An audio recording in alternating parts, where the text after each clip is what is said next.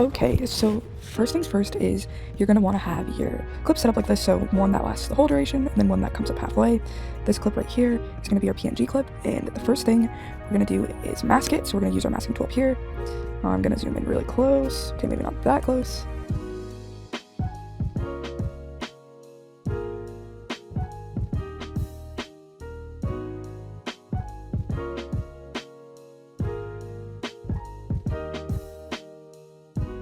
And then we can scale it up how far we like. I think this is pretty good. Okay, now we're gonna get on to the spiral part. So we're gonna do layered, new, solid. I like this pink color I have going on, but choose your color you want.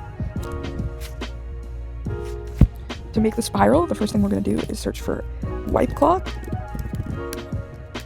We are going to put the percent to 95 and the angle to 180 degrees. Once we have that, let's pre-compose it for neatness. We can duplicate it. We're gonna add motion tile and put the values to 250 and then 250. We're gonna rotate it 45 degrees. Make sure that's behind that, my bad. And there we go. Now we're gonna keep rotating it 45 degrees until we get, I think it's 8. So make this one 90. Make this one 135. 180. 225. 270. And 315. There we go, perfect. Now we are going to pre-compose these together for a neater timeline. We are going to add the twist effect, so to do that we need to add warp and then go down to twist. And I think that looks good the way it is. If you guys want it the other way, you can move it this way, but I'm gonna leave it here. Move that behind now. I'm also gonna add some drop shadow to the PNG.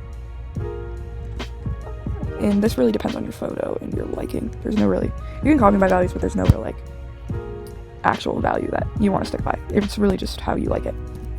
Now we're gonna do the scale part of our transition, the pop-up.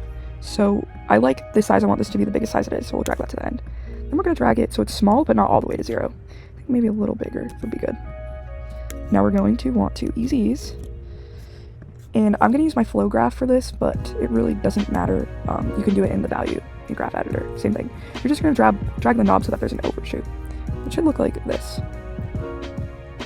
And I know this looks a little choppy at the moment, but we'll fix that quickly. All right, and now while we're at it, we're just gonna do the scale for the main image. I'm gonna drag the keyframe over so it overlaps a little bit, and then the value doesn't really matter here. Just do it until you think it looks good. I'm using this graph that I have right here. That actually might be a little too slow, and I think I'm gonna increase it. Try that. Oh, I accidentally increased that too, so let's fix that. Okay, I'm liking the way that looks.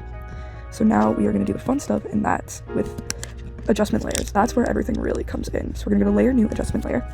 I'm gonna keep one here, and then I'm gonna drag one so it fits this half.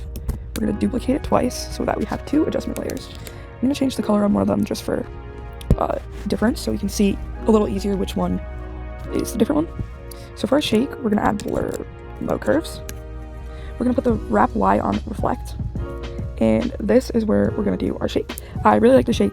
I use it in most of my edits. So yeah, let's get that a pop in. So we are going to go to Shift Y. Our first keyframe is going to be at 2400. I know that sounds like a really big number, but don't worry, it's not that big. We're gonna go down a keyframe and then go to 100. We're going to go down another keyframe and go to -20. Down 2 keyframes and go to 10. And down 3 keyframes, 1, 2, 3, and go to 0. Now, this looks a little funny to me, so I'm just gonna add easy ease to these, and I think that looks a little better that way. Super quick, just a light shake. Now we are going to add brightness and contrast. drag this all the way to the end, which will be 0. Then I like to put this around 120 to 70. It really depends on how the photo looks, but you get that nice little flash. Alright, a couple more things to make this look really good. So we're going to add brightness and contrast over here.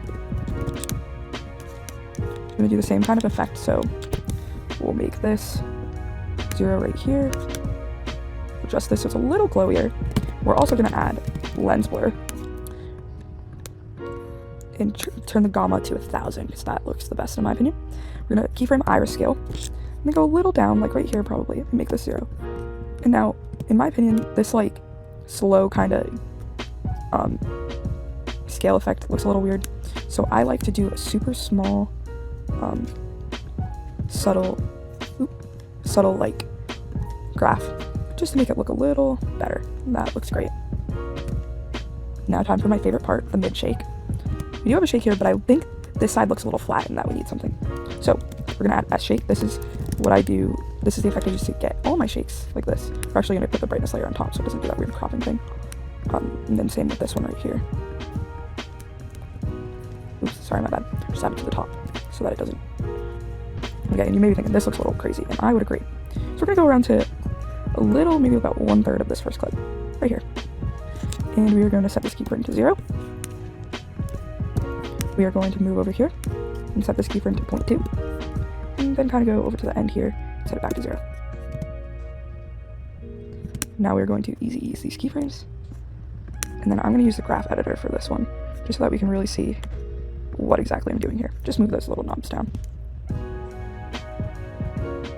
And that's pretty much how I do my S shakes for everything. And I will say this still looks slightly still. So the last final touch I usually make is I'll pre-compose the whole layer or do a null object layer. And then I'll add scale and rotation. So I'll keyframe these, and then I'll go all the way to the end, and I'll just increase the zoom a little bit and then the rotation slightly. We'll drag these to make sure that it's at the end. And we'll, there's a slight movement to keep everything nice and smooth. And then I also like to add RSMB, and I keep it pretty low or regular, just to keep everything pretty smooth. Now, you can add more shakes here. I think a shake here would look better. I just didn't really have the energy to do an easy shake in this tutorial. You could add overlays here. Something super advanced would be to make these open up so that maybe it's not so still. But yeah, I think this transition is really cute, and let me know how you guys like this tutorial. Thanks so much for watching, and I'll see you in the next video.